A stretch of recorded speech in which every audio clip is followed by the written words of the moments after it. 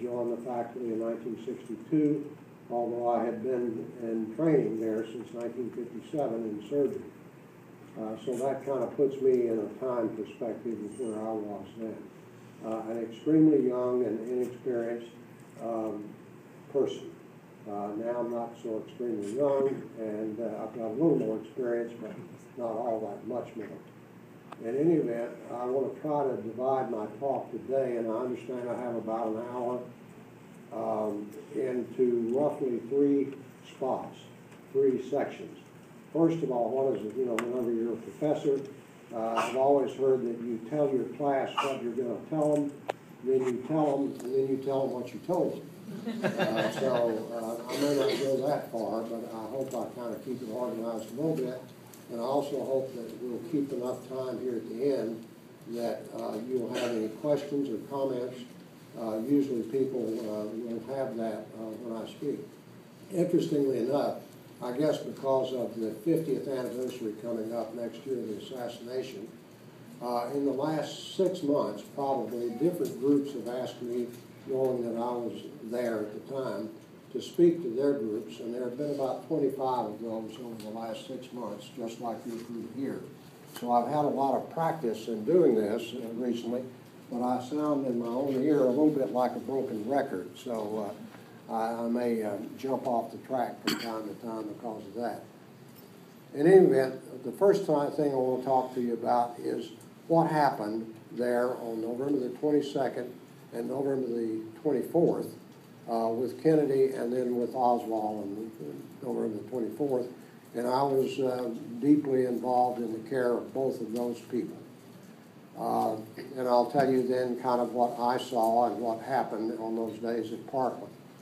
Then I'll spend some time probably reviewing what some of the thoughts have been at that time and up until recently, in fact very recently, about the question everybody had in their minds at that time: was this a single lone shooter by a disturbed young man, Oswald namely, or was it some kind of conspiracy and more than one shooter? So that'll be the second thing that I talk about, and then refer to some of the thoughts up until the present time on that, which is far from resolved as to whether there was or was not a conspiracy. And then leave time, thirdly, for you to ask some questions and make some comments. So, beginning at the beginning, on November the 22nd, on that day, about noon, I was in the operating room at Parkland Hospital, and I had a movie projector going in one of the conference rooms showing 5 or 6 of the senior surgery residents how to perform a hiatus hernia operation. And so that was going on, and I heard a little tap on the door of the conference room where we were showing that. And I stepped to the door and looked out, and standing there was Dr. Chuck Crenshaw, who was one of our senior surgery residents.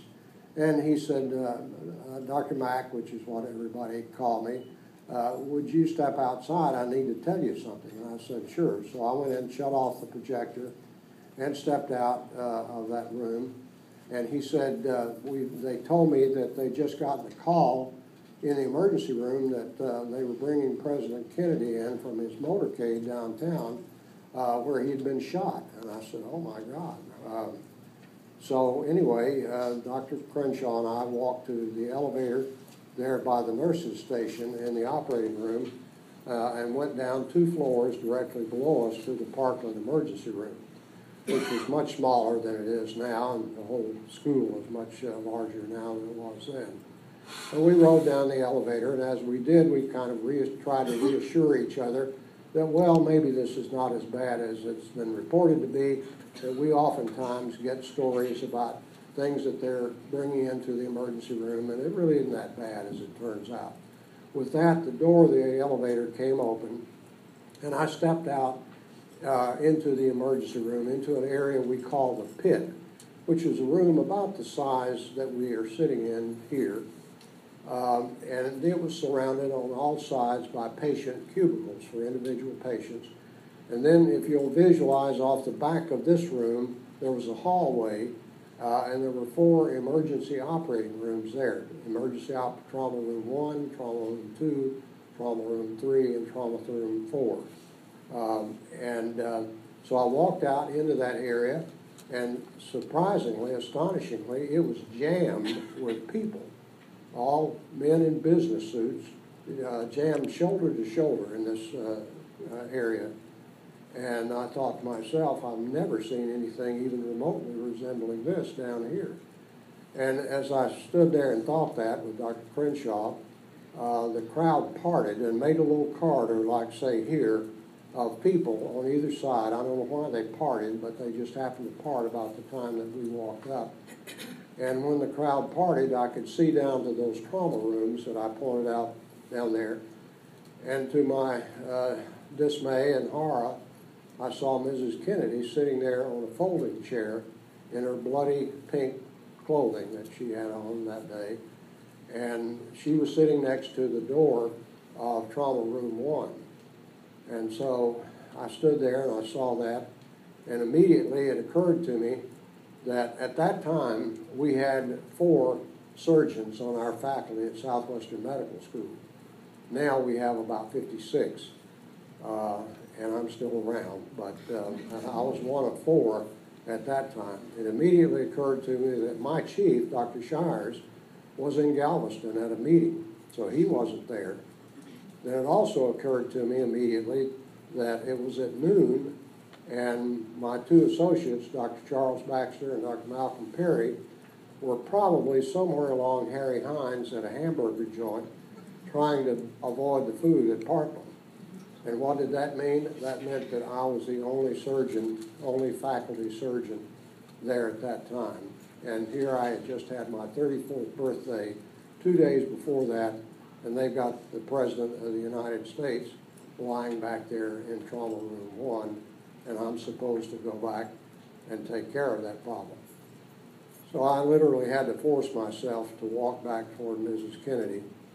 And as I walked by, Mrs. Doris Nelson was standing by that hallway from which those trauma rooms were located, between 2 Secret Service men.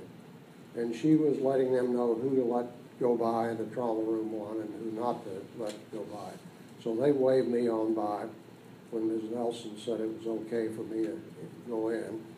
And I walked by Mrs. Kennedy, pushed the door open, and walked into trauma room 1. The first thing that hit my face, that's still been embedded in my mind to this moment, was President Kennedy was lying on his back on a wheeled cart or gurney, and facing toward the door with a light, an operating room light on his face and his bloodied head.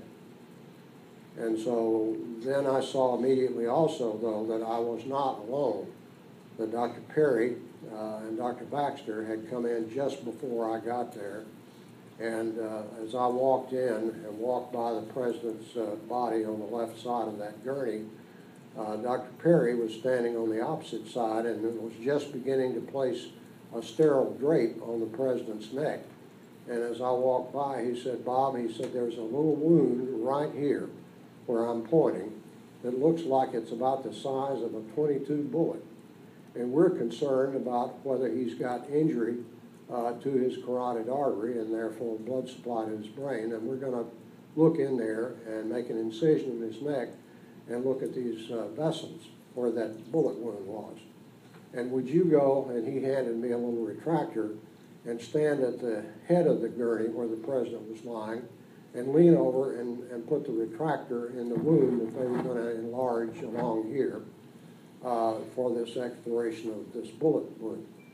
And so I took the retractor and went and stood next to Dr. Jenkins, who was our anesthesiology professor, and he had just arrived with an anesthesia machine and attached it to an endotracheal tube that Dr. Carrico, one of the interns in the emergency room, had placed in the President's trachea as soon as he came